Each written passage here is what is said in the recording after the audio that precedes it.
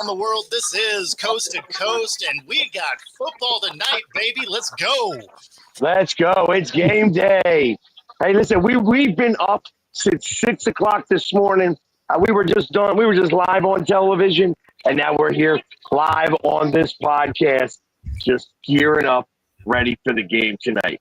For those who don't know, this is my man True Blue, who is obviously a Cowboys fan, and we watch every Eagles-Cowboys game together. And as you're going to hear, a band going by us here in a minute. So what's your day look like today as you guys get ready for this game? So, like I said, we were just on Fox Good Day here in Philadelphia, and now we're on this podcast. Afterwards, we're going to drive over to the parking lot and park the car and start walking around the tailgates and mingling and such like that. I know that I have a couple of different things that I have to do, like contractual obligations, and he's going to just come around with me and, I would say look pretty, but you don't. I would just like to hear what True Blue feels about tonight's game, because right now we haven't played the game yet. We got several hours before you even see that game. What is his energy level at right now? My energy level? Oh, I'm pretty excited. I've been rocking all day long. Been here since 6:30 this morning. I keep to hear the trash talking, of course, on my side of the fence, but later on, when we're on the field, we're going to get. There you have it. Yeah, a little tough to hear you there. Yeah, Jay, I got a question for you. Sure. Is it a requirement to have long beards to be a Cowboys fan now? Because No. It's just like the growth since the last time they won. He looks like your long lost brother from another mother, I gotta say. Hey, that's a handsome looking man right there. That cowboy hat, that's a very handsome looking man next to the sea chicken. I mean, we love it.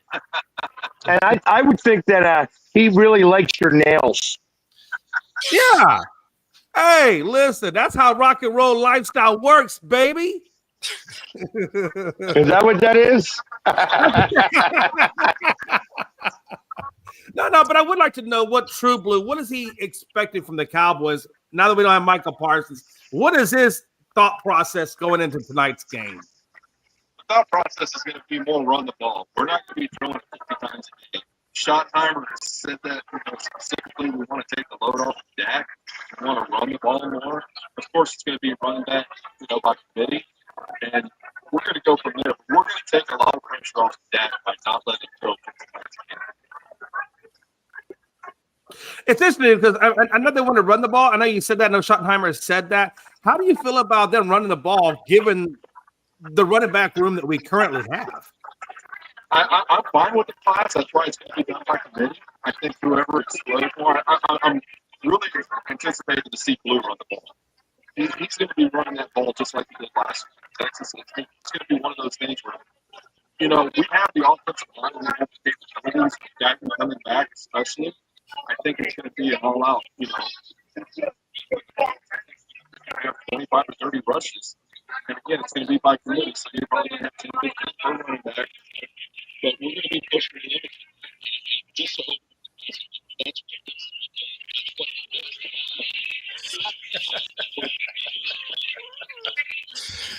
So basically what he's saying is that Dallas offense is going to be as good as this mic.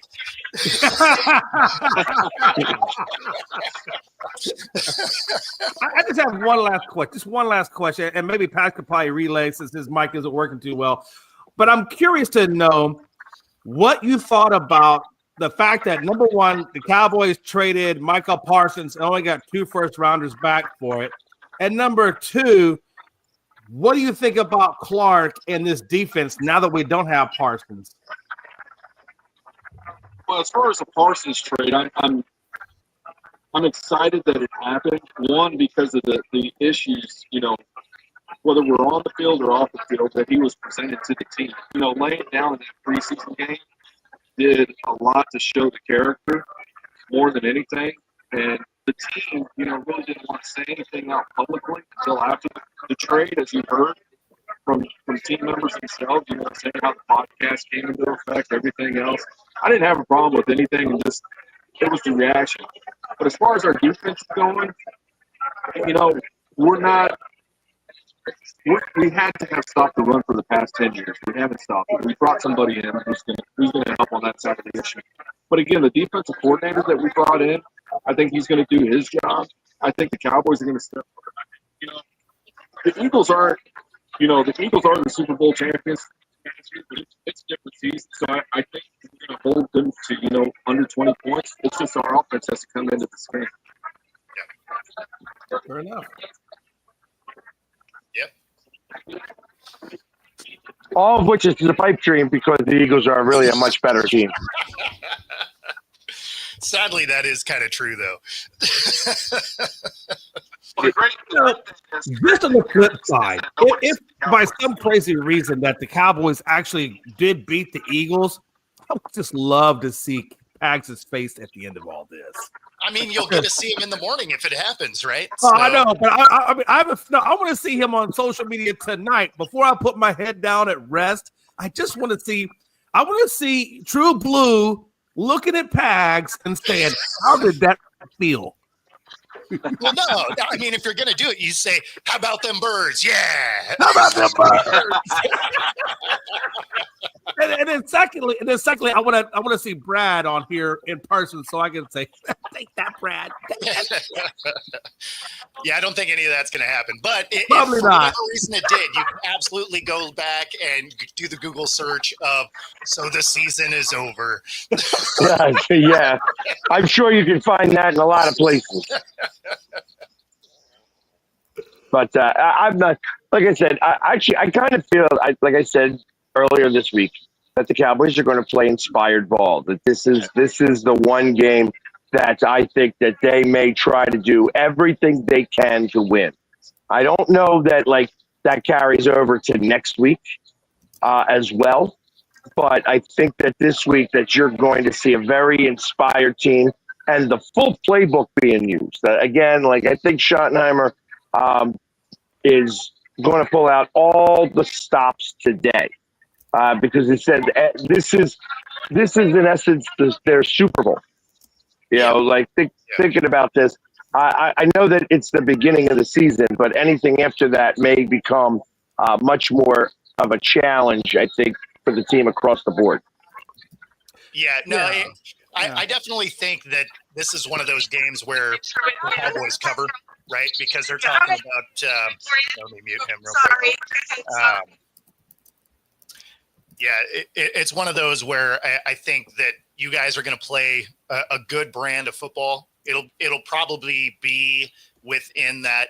You'll cover, right? I don't think you're going to lose by 8.5, right? Now, next week, if you guys lose, that might become an ugly game. Even if you were playing the Panthers, I don't remember who you're playing week 2, but it won't matter because if you lose tonight, there's a good chance you lose next week too. Yeah, and in all honesty, I could care less about next week. Next week, we'll do it next week when next week gets here. Right now, we got to deal with week 1 and deal with this Eagles team. And I know Schottenheimer, and I know the Cowboys are going to run the ball a lot. But what I really want to see is we brought George Pickens in here for a damn reason. We brought him in here to compete along the side of CeeDee Lamb. And look, when you got CeeDee Lamb and you got Pickens and then you got Ferguson, Jake Ferguson is your tight end. I want to see some of this air attack because I think if this air attack is going to open up the lane, as True Blue knows, for Jaden Blue and company. So I want to see this. I want to see this passing game because that's what we did. We brought these guys in for a reason. It's to pass the damn ball. And look, that's something we haven't seen a lot from Dak because he's been injured. So let's get Dak out there. Let's toss the ball around, share the love, and hopefully they'll open up these running lanes and then really put the pressure on the Eagles' D. Oh, see, and I thought you brought Pickens in to get rid of whoever number 1 corner is on the other side because they're going to get in a fight in the second quarter. Everybody gets ejected, and then CD has to go against corner 2, right? See, nobody likes you, Bo. I know. So, but realistically, Quinyon Mitchell is a side corner. So whoever lines up on that side is who he's going to have. So it won't matter whether he has Pickens or CeeDee Lamb. They're not going to throw to that side. You're going to throw to the other side because that's the way that everything trends with the NFL, because Quinyon is really, he's a lockdown corner in a really big way. So my expectation is that they're going to go away from him all game long. I also, like normal, the tight end is going to play a big factor in this game for Dallas. That's always been the way that Dallas has been able to beat the Eagles. And now we're going to see how good our linebacker core is. We're going to find out firsthand right away whether this linebacker core is up to the test and the challenge, because obviously the tight end is going to get better next week against Kansas City. Yeah. And Brad, I don't know that I've seen you be correct yet. I did want to say one thing real quick to Pag, what Pag said about Quinyon Mitchell. I agree with you. And I think that's really where I think a lot of Jake Ferguson we could see because of that fact. I mean, Dak likes to go to Jake. He likes to use his tight ends. He did it with Dalton Schultz. He did it with Witten, and he's going to do it with Ferguson, as we've seen. So I expect Quinyon Mitchell to do their job, and I expect to see probably some of those deep threats taken away. But what I do expect to see is a lot more of Jake Ferguson taking those passes, and possibly even Jaden Blue or whatever catching the ball out of the backfield. I mean, I can honestly see some of that type of stuff. Maybe. It's going to find out.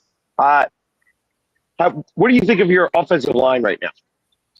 I think, getting back into traction, especially with guys that injury, I think we're going to take it easy on his side. I think we're going to run far left, especially with Zach Martin not being around anymore. We don't have that leadership on the field anymore. But I think, it's going to be pretty solid because of our new line coach. I think we've got the pieces in place to block the run, or to run the ball and then block for the pass. It's just that simple. We're going back to simple times in football with Schottenheimer and the coaching staff that he brought in. If you know the history of Schottenheimer, then you'll understand the game that he's about to play on tonight. I'm really excited to see Booker, that dude, the one we drafted, the offensive line we drafted. Yep. I'm looking to see Booker and see what he does with his offensive line and how he does. Because he did quite well. I think the only one that really gave him fits was Carter. And, of course, Carter went to New York. So the only time I think that might be an issue for Booker is when we played New York. But for the most part, he did a really excellent job. I think he's a good quality guard. And, that's just part of rebuilding this offensive line, or continuing to rebuild this offensive line. So I think with Brock also, at center, it's these guys, what a lot of people haven't seen is the retired players coming in to talk to these linemen. You had Zach Martin there during the offseason. You had Travis Frederick coming in, helping these guys out, coaching ball. It might not be much, but when you hear the talk, you hear the inspiration. It gives a little bit sense of leadership still, but they're out there to play ball, and I think these guys are going to do really well. If I was Jerry Jones, I'd bring the entire offensive line from the 1990s Cowboys, bring them in and let them talk to the new offensive line, and let's get busy, man. Damn. Yeah, well, they're like 50, right? As I say, they're really old now. Hey, that's okay. So, the knowledge is still there. I don't care how old they are. That knowledge is still there. Tell them how to place their hands, what they need to do. And if I'm Jerry Jones, I'm going to send the entire offensive line to like jiu-jitsu and let them learn how to use their hands properly when they're trying to get rid of the defensive lineman. I'm just saying. Yep. Dustin, would you shut up, man? Hey, just chilling out over here. They're having their Cowboys talk. Hey, listen, I'm just glad to see him wearing Home Depot T-shirts, man, with that shirt, with that chair behind you. It's better than the salmon color than that white colored shirt. Man, I'm so glad football's back. Hey, you've been quiet around here for a little bit. Hey, I enjoy the shit talking of football. So, like, even though like opening night, my team isn't playing, it doesn't matter. Like, I'm going to be chirping anyway just because it's fun. So tell us about your Vikings. Since we've talked about the Eagles and the Cowboys, tell us about your Vikings, Dustin. What do you expect out of J.J. McCarthy this year? Similar to what every quarterback does in that Kevin O'Connell system. Kevin O'Connell is one of those coaches that no matter who's your quarterback going into the season, he knows how to adapt to his quarterback. So if you start a quarterback like in 2 years ago, for example, you started the season with Kirk Cousins, you had a specific play style in mind. Cousins goes down, you go and get Josh Dobbs. Middle of the season, he had to change everything up offensively to fit the strength of that quarterback. J.J. McCarthy is certainly not what Sam Darnold was. He's not one of these quarterbacks that is a drop back, fling it down the field type of quarterback, but he's a quarterback that's going to use a lot of play action. He's a quarterback that's going to rely on the running game like he did in Michigan, which is exactly why the Vikings went and got Jordan Mason. They wanted a better running game with Aaron Jones to help J.J. McCarthy because that is J.J. McCarthy's strength. I think Minnesota takes a step back.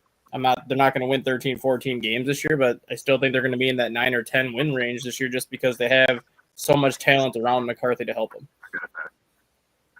Yeah, I mean, the team is really good for sure. McCarthy, is a little bit of a unknown, right? Because, last year he didn't play, obviously. And, of course, when he was with Michigan, he wasn't really asked to do that much. So I am going to be very interested to see how he does essentially in his rookie season, right? So do you kind of compare his roster in Michigan to kind of what he has in Minnesota right now? Because like you said, he wasn't asked to do a lot of Michigan. I don't know. He was asked to make the plays that he needed to make when it mattered. But other than that, he had the running backs in Michigan. He had Colston Loveland in Michigan. Like he had a lot of these guys to help him. He's kind of got that in Minnesota where he's got Jefferson, he's got Addison, he's got Hawkinson, he's got all these weapons around him where they're not going to ask him to do too much. They're just going to ask him to make the throws he needs to make when it matters. And then the rest of the team can kind of do things for him. I got to imagine you guys got the Bears tonight, which is obviously a divisional game.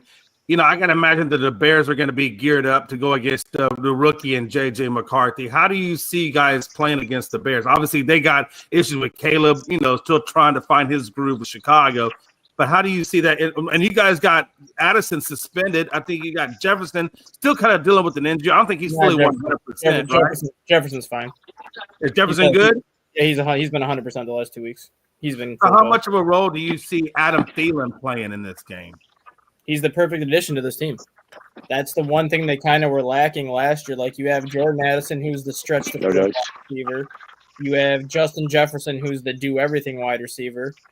But Minnesota never had that possession receiver where if it was 3rd down and 7, you have the guy run 7.5 yards, plop his butt there, catch the ball, fall down for the first down. That's what Adam Thielen's going to be in this offense. He's going to be their safety valve. If you need 5 yards, he's going to get you 6. If you need 8 yards, he's going to get you 9. That's exactly the type of player they need in this offense.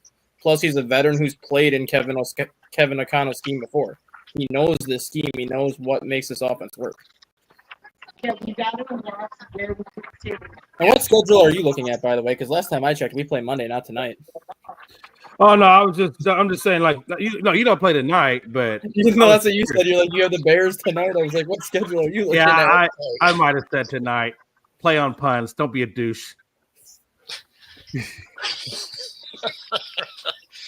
I don't think Minnesota wins Monday, though. I think Minnesota loses on Monday just because, historically speaking, they're 3-14 in their last 17 games at Soldier Field. They don't play well at Soldier Field, no matter who the quarterback is. Two of their 3 wins have come the last 2 years just because the Bears have been terrible. But even when the Vikings were good and the Bears were bad under Matt Eberflus, the Bears still beat Minnesota in Chicago. Like, this is a place that Minnesota historically struggles. So if they lose on Monday, I'm not going to be shocked. But I'm also not going to be like, oh, McCarthy's terrible. It's just a place where Minnesota's always struggled to play. Yeah. No. I mean, you got to think there's a lot of pressure on McCarthy because Darnold resurrected his career in Minnesota with your boy Kevin O'Connell, and he had the same weapons as what he had. So you got to think that this is McCarthy's shot. Like, if you can't do it with this team after Darnold did it with this team, that's a lot. That's a lot. There's really no scapegoat for him. Like, this is his team, right? It's a different style though. It's gonna be a different style offense this year. It's not going to be the flinging the ball downfield type of offense like they had last year. Like last year, they were throwing 35, 40 passes a game and running the ball 18 to 20 times. This year, you're probably going to see 30 to 35 runs and 20 to 25 passes. Like the offense is going to be drastically different this year because McCarthy's strength is not to throw the ball 40 times. His strength is basically to manage the game and be a game manager and make the throws you need him to make. Okay. See, at least Troy is making this like a realistic type of thing, right? Instead of Brad spouting off nonsense at 59 to 10. Oh, jeez, whatever, man. Let me ask you one question, because that's a good point you just made. The fact that Darnold is more of a downfield thrower, which is great for Jefferson's game, but maybe not so much for McCarthy's game, because like you said, he doesn't throw the ball like that. So how much is this going to impact Jefferson in terms of his value as not necessarily second dimension, but in terms of his production? Because he won't have that Jamar Chase type production. It's not going to affect his production at all. He made Josh Dobbs look like a Pro Bowler for a month. He made Nick Mullins look like a Pro Bowler. No matter who Justin Jefferson has as his quarterback, Jefferson's going to make him look good. Because the one thing that Jefferson can do is, yes, he can stretch the field, but what nobody gives him enough credit for is he's a hell of a route runner. He runs amazing routes. So even if you're not using him to stretch the field, he will run like a 15-yard slant, stop on a dime, turn a 360, go the other way, and run a 15-yard out and turn that into a 50-yard slant, basically. Like, he is a great route runner, and he's going to get open for McCarthy to get him the ball. You know, here we go. Finally have somebody on the Cowboys side. I was going to say, I never love it when everyone is taking the same team, because that usually means they lose. Yeah, so. like Jay, if I had to compare McCarthy to somebody right now, I compare McCarthy a lot to Brock Purdy. Like Brock Purdy can stretch the field if you need him to, but that's not the strength of his game. Like Brock Purdy's strength is to be a game manager, to make the throws you need him to make, and then he relies on Christian McCaffrey in that running game. That's exactly what McCarthy does, and that's exactly how McCarthy plays. Yeah. I didn't realize Purdy's brother was in the. I know he played college ball, but I didn't realize he played for Nevada as quarterback. Just out of curiosity, where do you see Purdy, his brother? Where do you see him fitting into the NFL? Do you think he's going to make it in the NFL as well, like his brother did, or? Before we get to that, the Denver Broncos have just extended Nick Benito on a 4-year, $120 million deal. Okay. But Brock Purdy's brother, I think, has better arm talent than Brock Purdy has, because Brock Purdy doesn't throw the ball. Like I said, he can probably throw 55, maybe 56 yards versus his brother can throw about 60. But Brock Purdy is a much more intelligent quarterback. Like, he knows exactly like what his strengths are, and he's not going to come out of his shell to do something he's not, versus his brother at this point is still making a lot of careless mistakes. He still plays very erratic. Do I think someone gives him a chance? Maybe as a 7th-round pick, kind of like his brother was, but I don't think his brother's going to have it as easy as Brock did when Brock got to San Francisco, because San Francisco is ultimately the perfect landing spot for Brock Purdy. There's no guarantee that his brother gets put into a good landing spot like that. He could get put on the Cleveland Browns. That's not a good landing spot for anybody. I mean, there's that.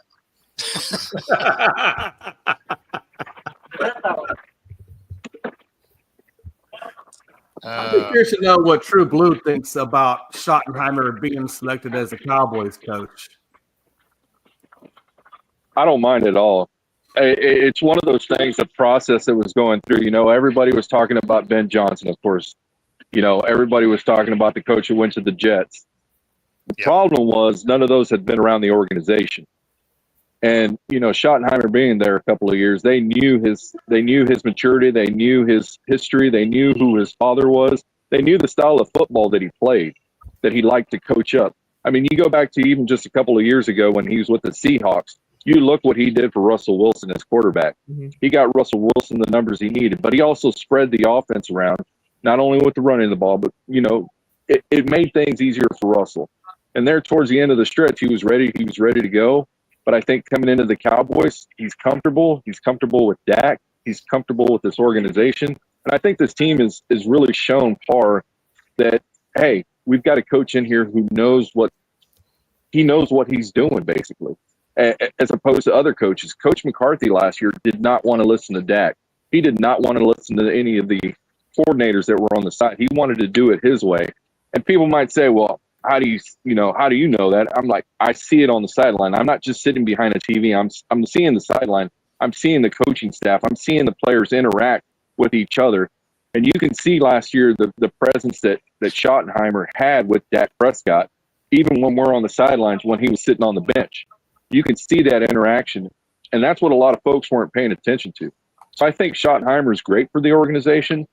He's going to do what he's going to do offensively, but I think the thing he's not going to, he's got the coaching staff in place. So one, he doesn't have to worry too much about the defense. He is a defensive skilled in mind, but he's not going to have to worry about that situation. His main focus is going to be the offense. He's got the defensive coordinator in there. And I think the players have opened up to him, are accepting him, and as well as the organization itself. I have one other question for you. So Jerry is a comfortable 82 years old. I think any Cowboys fan out there will tell you that I'm sick to death of the way Jerry Jones runs this team. Sick of it. I mean, I vomit damn near every other day. That's how sick I am of Jerry freaking Jones, right? Because we all know Jerry hires yes men. He doesn't really hire the qualified coaches. He gets guys that are going to listen to him and do what he wants them to do. When Jerry does pass down the baton, which I got to imagine probably within the next 8 to 10 years, God rest if it's not sooner, I'm imagining that Stephen Jones is going to inherit this team and probably run the team going forward. What is your outcome once Stephen becomes the new owner of this team? What direction is it going to be the continued Jerry Jones direction, or do you think he will actually hire a GM and actually get qualified coaches that can get us where we need to go?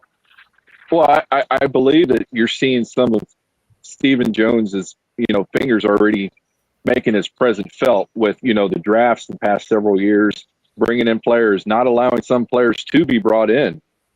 Stephen does have his hands in this already. So I think it's going to be well. As far as, him bringing in another GM, I mean, I can't say he won't, but I can't say he will. I mean, it's got to get to that point. But I think him being, different set of, he's a different mindset. I think he will bring in a GM if the baton is passed to him and he carries it forward because, I mean, it's a lot. I don't know. I honestly don't know how Mr. Jones does it first place, to be the owner plus a GM, to take care of all the contracts, plus, own the team. I know he's got his family in place and set everything, but I think Steven's already got his hands into things, and I think, he's going to approach it a little bit different than his dad. I'm not saying he's going to be totally different, but he's going to take somewhat of a different approach. And that, in my honest opinion, I do think he would bring in a GM. Yeah, that's what I hope he does. I really hope that's what he does. Because I mean, I don't know about you, True Blue, but man, 30 years of this bullshit. I'm ready to move on to a damn. I'm ready to move on to a new culture. See, I disagree. I hope Stephen Jones follows. I know you do, bro, because you're a douche. Well, I think we've got one person right there in place already. He's been there for years, and that's Will McClay. He's just been sitting there idle. He's more important to the Cowboys than a lot of people out there realize. He's behind the scenes as well. His face might not be up there, but he's making a lot of decisions behind the doors, making sure that we get the people we need in there. So I think that, if and when the torch is passed, I think he's already sitting there. That's why he keeps accepting these extensions on his contract. I stand by what I said earlier this year that Brian Schottenheimer is going to be one and done, and Deion Sanders will be the coach next year. Oh, yes. Bring on the chaos. No. I think Deion Sanders will be fired from Colorado this year. I don't think he's. I don't think it's going to be that bad. No, I don't think that. I don't think that'll happen. I don't think Deion. I mean, it would be great for the sales and everything else, but as far as the atmosphere, it would just be a circus on circus show. That's exactly what I'm hearing it in my already. Oh yeah. Yeah. No, that would be horrendous if you were actually a fan of the team.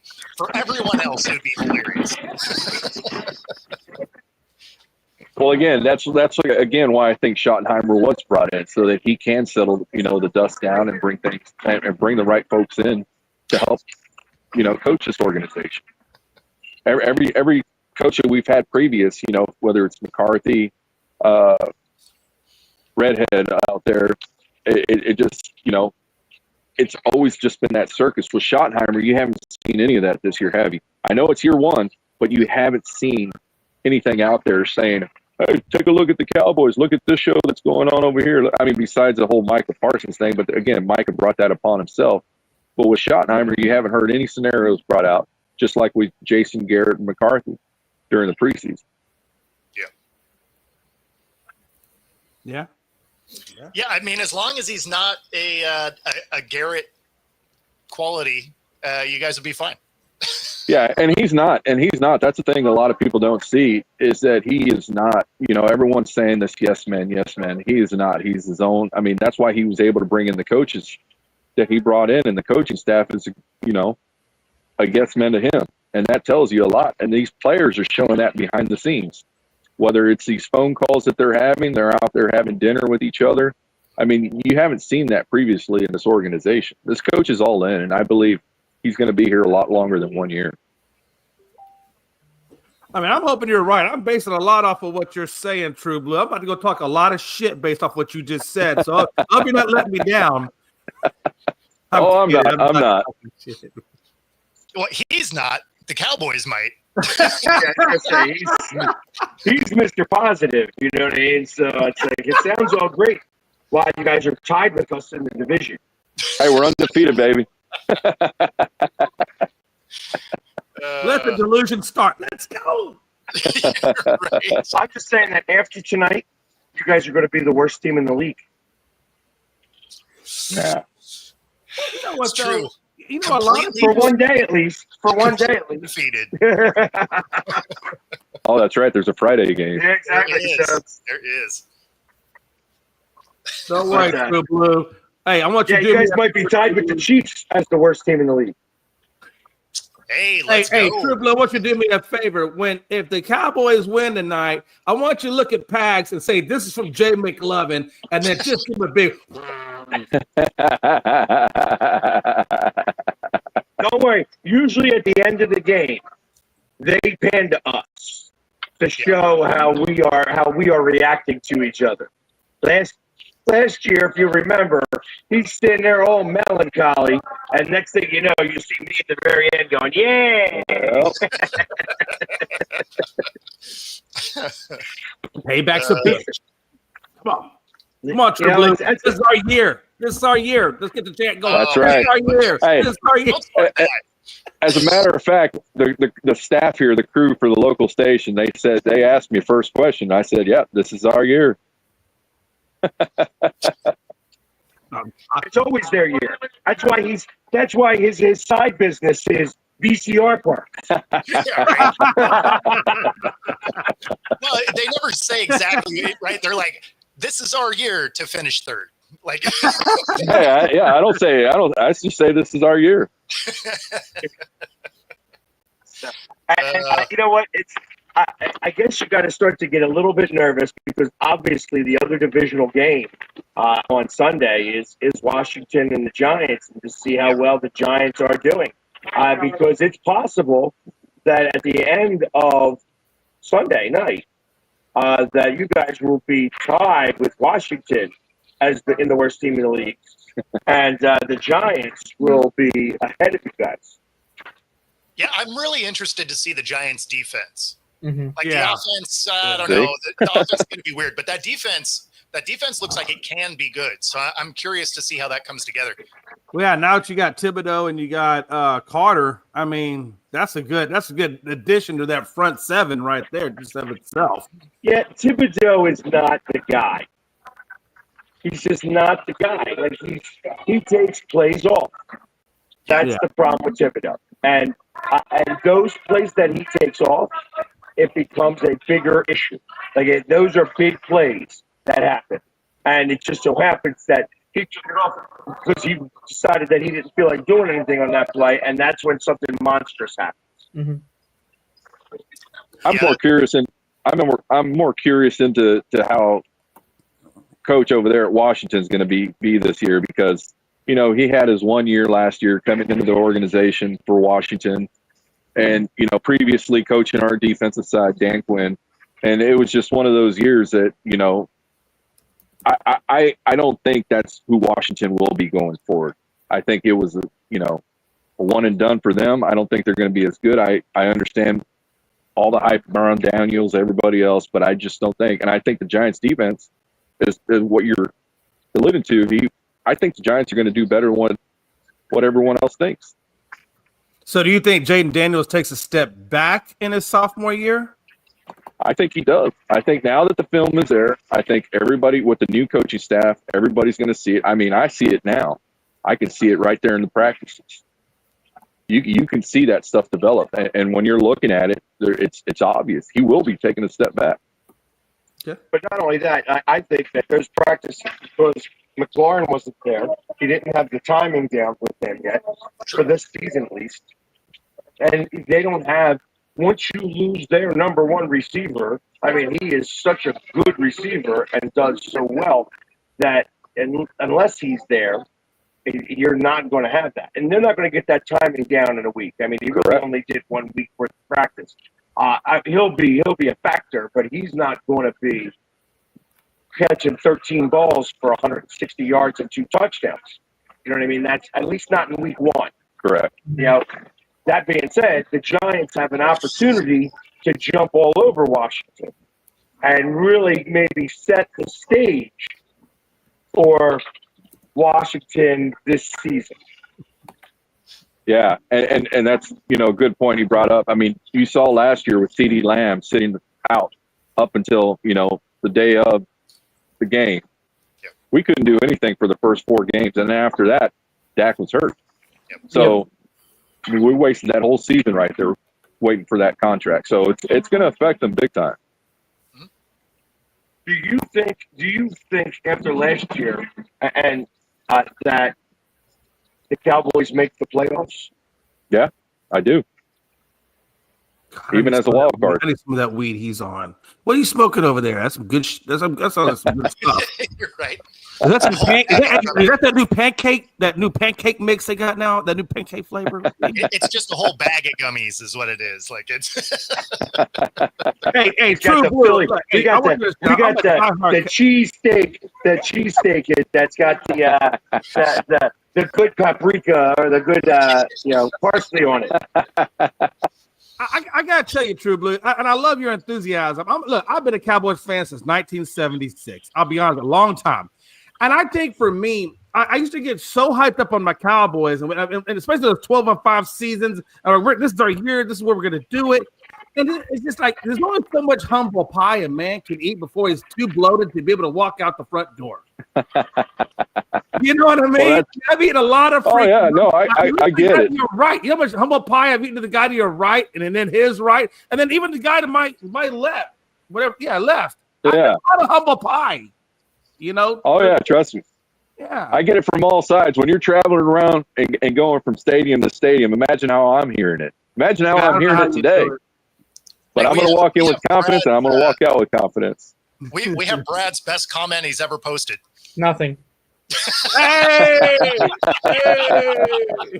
Yeah, the one thing that will not change at the end of the day is that True Blue is still going to love the Dallas Cowboys. No That's right. question.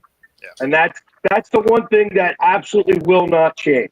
And that's why I love them, because when we're sitting there during a COVID year and we're both like 5-10, and Jerry Jones decides that he wants to troll the Philly sports guy, and send down his goons to come give a copy of the Game Day magazine to True, just one.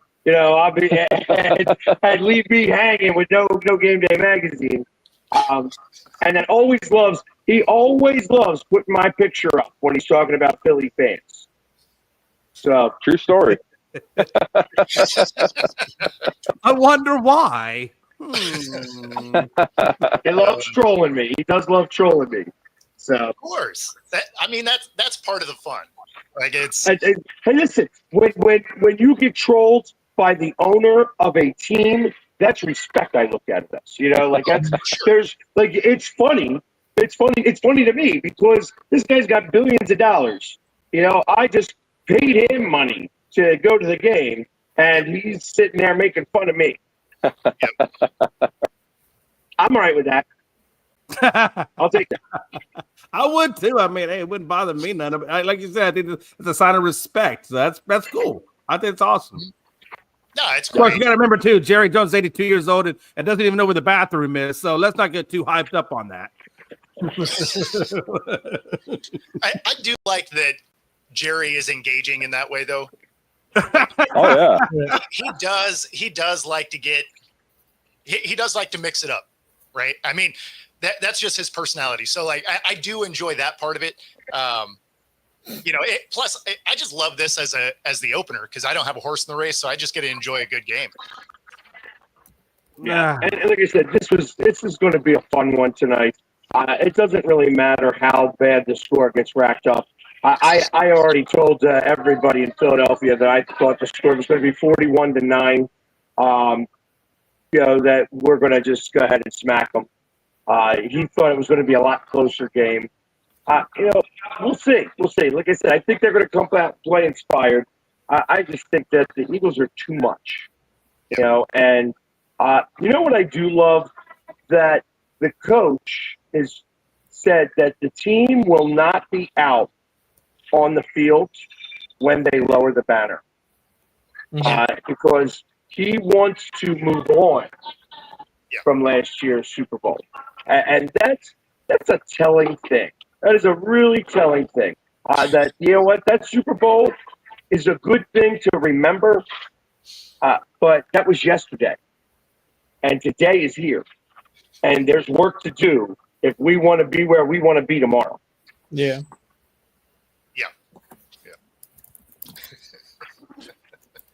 So, I'm excited. It's going to be a fun one. Now, Robert, I know. Look, man. Hey, you talk about insignificant team, but yet we're worth $12.8 billion. So shut up with insignificant, okay, guys? Your Seahawks are maybe worth a couple of lottery tickets and maybe a thing of corn nuts. Let's keep it in perspective, guy. I know you got to spoil with Russell Wilson, but that's a long damn time ago, killer. That's a long time ago. I don't even know, was that guy even born then? I don't know, that guy's probably a little older than that. I like that Dustin's just catching a stray randomly over here. Man. Yeah, no, I think the current valuation for the Hawks is right around 10. So, because they're feeling it out, they're actually going to get sold here in the next 5 years, realistically. So, yeah, I don't know that it's $10 billion. Oh, the Eagles are worth like $8.2 billion, so I don't think the Seahawks are worth 10.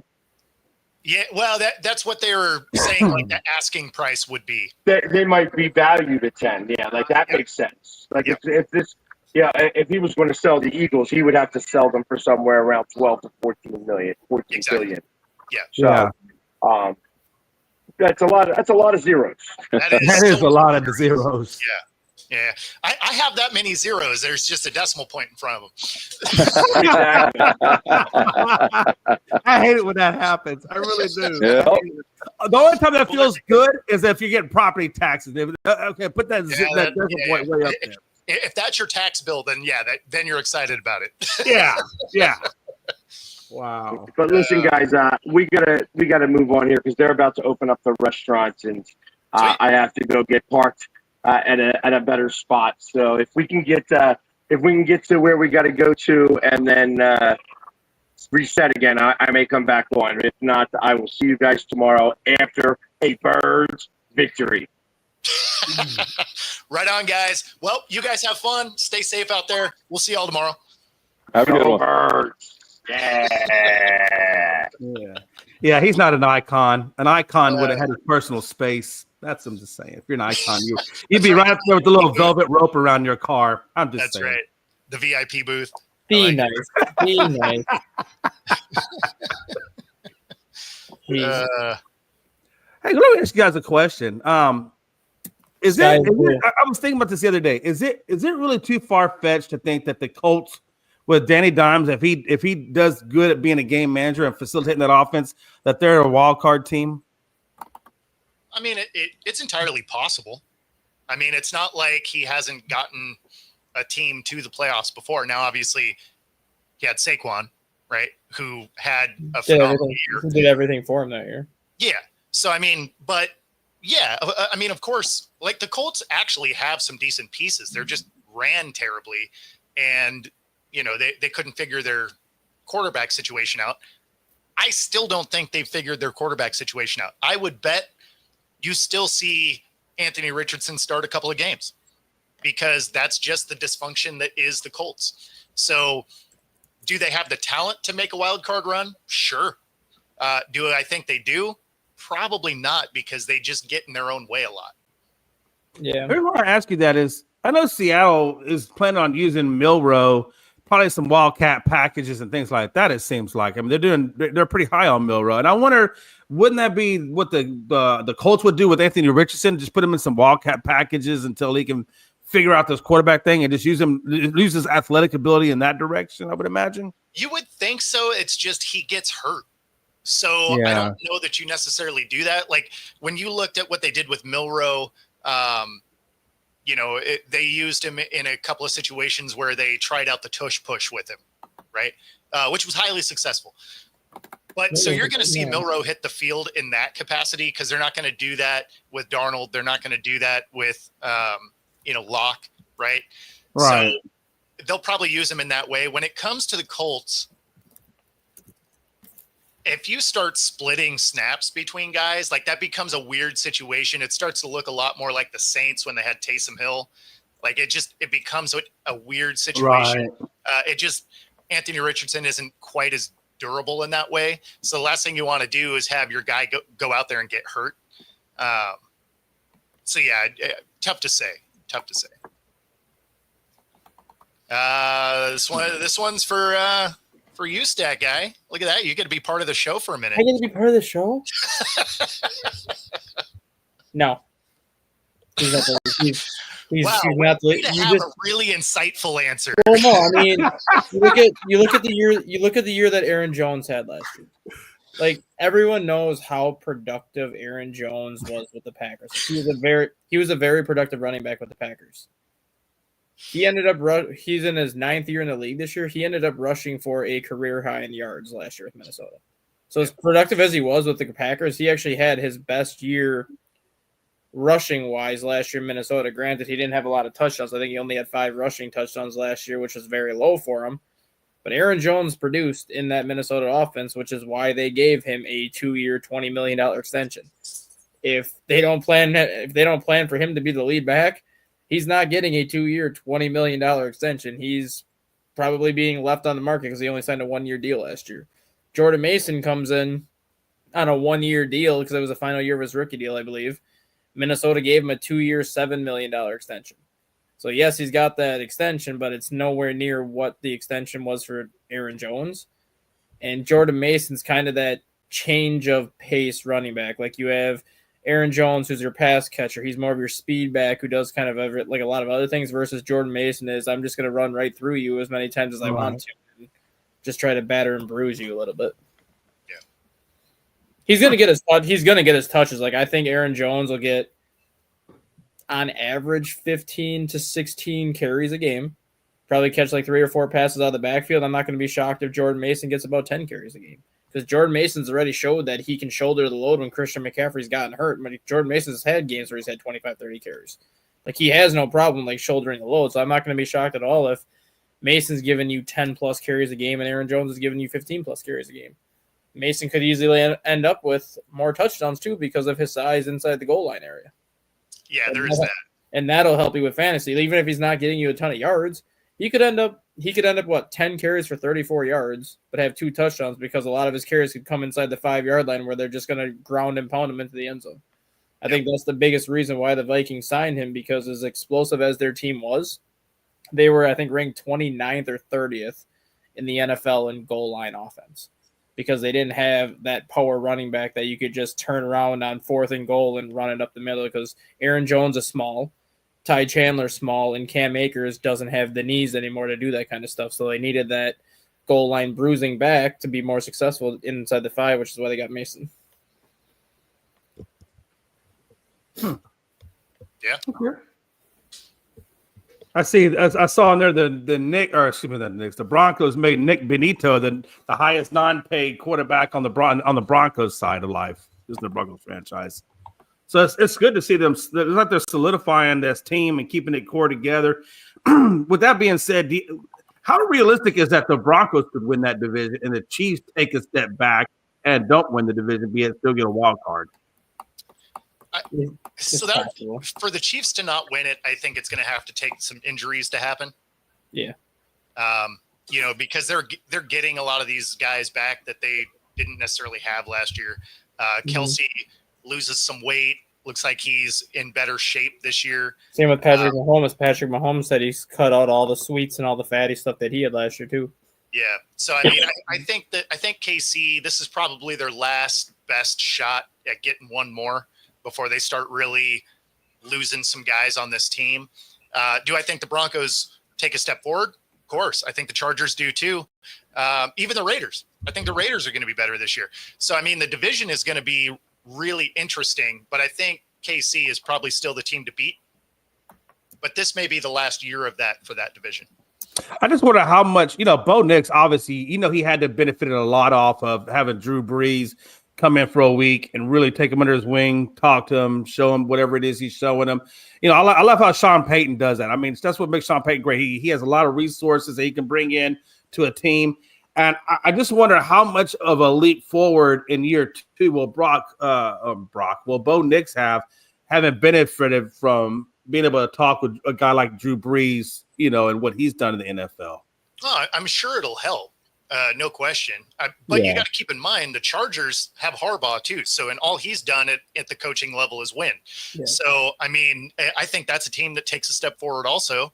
And then, who do you have in Pete Carroll? Oh, also another guy that just does nothing but win. Like, I mean, that division is stacked when you think of just coaching. Sure. I was like, when you look at that division, when all is said and done, you can make a case that all 4 of those coaches are going to go into the Hall of Fame. Andy Reid is a lock. Andy Reid is a lock. Jim Harbaugh is a lock because of what he did in both college and NFL, having success at both levels. Pete Carroll's a lock. Yep. And Sean Payton, I mean, yes, he has that Bountygate scandal hanging over his head. That's always going to hang over his head. But even when you take that out of the equation, yes, they may have not won any Super Bowls since that happened. But he consistently got the Saints to the playoffs every single year. He consistently knows how to get a guy like Bo Nix that nobody thought would turn out to be the quarterback he was last year. You put him with Sean Payton, turns into a great quarterback. Sean Payton will probably get there too. Maybe not first ballot like the rest of the coaches, but Sean Payton will get in there. Well, especially when you think of Harbaugh and Carroll, like they're going to go in both Hall of Fames. Yep. Right? They'll be in the College Hall of Fame. They'll be in the NFL. Obviously, Andy Reid is Pete Carroll already in college? Since he's been out of college for a lot longer, isn't Pete Carroll already in the College Hall of Fame already? Oh, that I don't know. Yeah. So I thought he got put in a couple of years ago since he's been out of college now for, 12, 13 years since he's been out of USC now. I thought they put him in the College Hall of Fame a couple of years ago already. It's entirely possible. That I don't know. I'd have to look that up. But yeah, I mean, if he's not yet, he will be. Yeah. That's the only division in the NFL where you can say that all 4 coaches are Hall of Fame coaches. Oh, it's definitely a stacked division. My thing is, so with the Chargers, Amari Hampton obviously is a running back they drafted. They got Najee Harris. Now it looks like Najee Harris is going to be the running back 1. Hampton will be at the number 2 spot. How long do you think it'll be before Hampton takes over that number 1 spot? A year. You think it's about a year? Because I thought it was interesting that Hampton wasn't the starter. I mean, I kind of figured they were going to make him the starter and have Najee back him up. You have to look at Harbaugh's style, though. Harbaugh is a ground and pound type of coach that wants to run the ball down your throat. That is what Najee Harris is known for because he's a bowling ball of a running back. He's 238 pounds and he's just going to plow through people versus Amari Hampton's 5'8", 197. Like Right. Hampton is small for a running back. He's got to put on some weight, but he's also a speed back that's going to do a lot of the things that Najee Harris can do. But like when you look at how Harbaugh's offense is designed, Harris is the perfect running back for that offense, and he's going to run through Harris. Yeah. So that definitely is a definition of thunder and lightning, which we've seen that in the NFL quite a few times.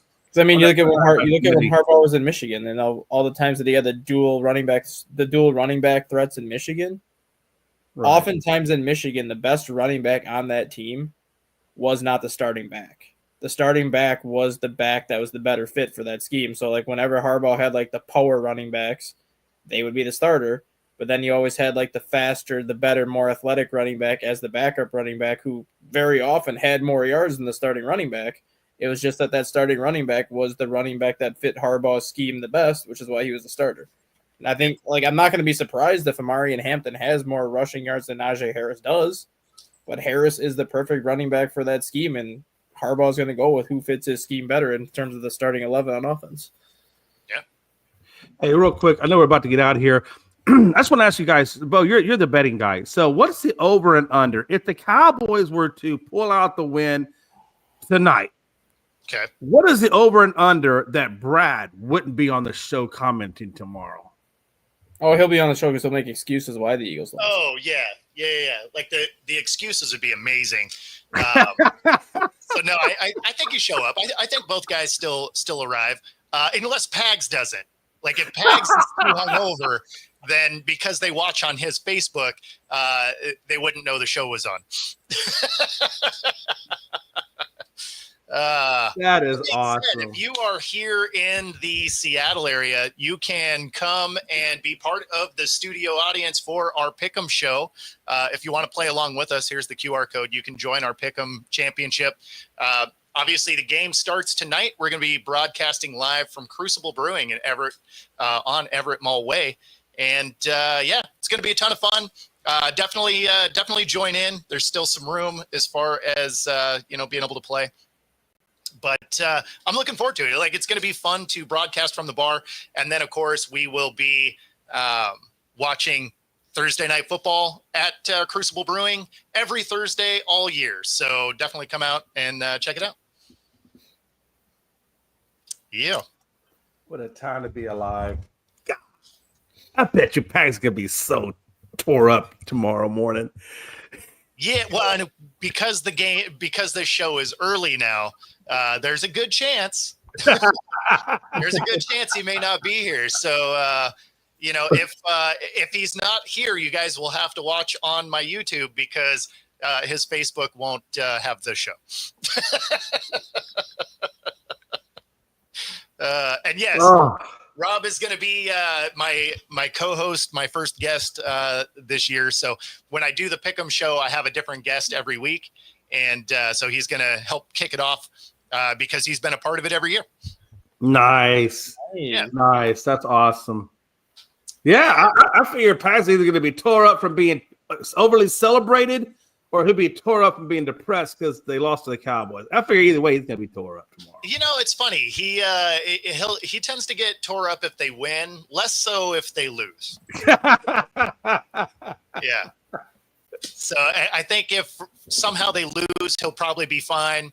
But if they win, that's the over-under game that I would be like, okay, does he make it to the show? I would bet the under.